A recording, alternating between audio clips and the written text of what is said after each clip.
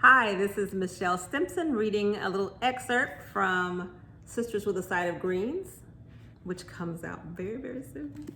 I'm actually just going to read the first couple of pages to get you going. Chapter 1, Rose. Some days you wake up and you're supposed to feel different, but you don't. Take, for example, your birthday, your anniversary, the first day of the year. You want to be excited, but it's just another day like all the days before it. I mean, it's definitely a blessing that most of the days in my 59 years of life were just normal. No big, huge, breath-snatching tragedies, unless you count the day my husband left me for another woman, which I do not count as a tragedy. Because the truth is, my husband wanted a wife, but he didn't want to be a husband. Kind of like when you want to be fit, but you don't actually want to be one of those exercisey people. And you want to eat dessert every night. Dessert is good, so are wives. Really, who wouldn't want a wife? Somebody tending to hearth and home, somebody society says should be loyal, faithful, and respectful to you. Shoot, I want a wife. I know, the deal is for men to reciprocate for women. But that's not the everyday reality, especially not the faithful part. Because we have an actual dictionary word for a husband's other woman. Right there between mistreat and mistrial lies the word mistress. Wives, however, don't have a word for our other man in the entire English language. I'm not advocating for us to have a cheat word. I'm just saying, us not having one declares it's so unacceptable for a woman to do this, we ain't making a word for it, ma'am.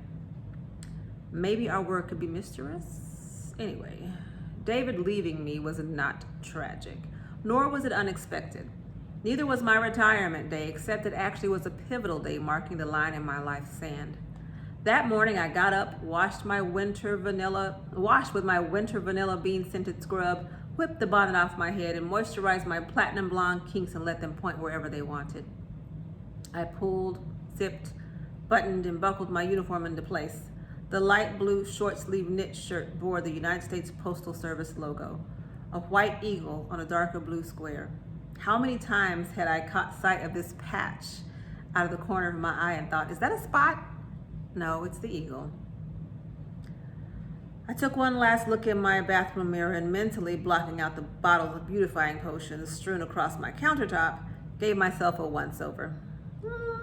Not bad 59 and retired. Not bad at all. I had beat the system a little by dyeing my short afro blonde before the gray could claim victory. My waistline was still present, aided by a standard issue leather belt. Okay, the waist got exaggerated by the belt, but I was still glad to own one. That belt was the only sexy thing in my wardrobe, if you could count a black Garrison belt as sexy. My fashion preferences and penchant for jewelry died soon after I started working for the government. What hadn't suffered was my smooth, barely wrinkled skin. It brought plenty of speculation from strangers. I could tell by their age-related questioning. Do you have kids or I'd shake my head before they could finish, not offering an explanation. In my 30s and 40s, the question about children gut-punched me every time. David and I never had children. We couldn't. Actually, I couldn't. People need to mind their own business.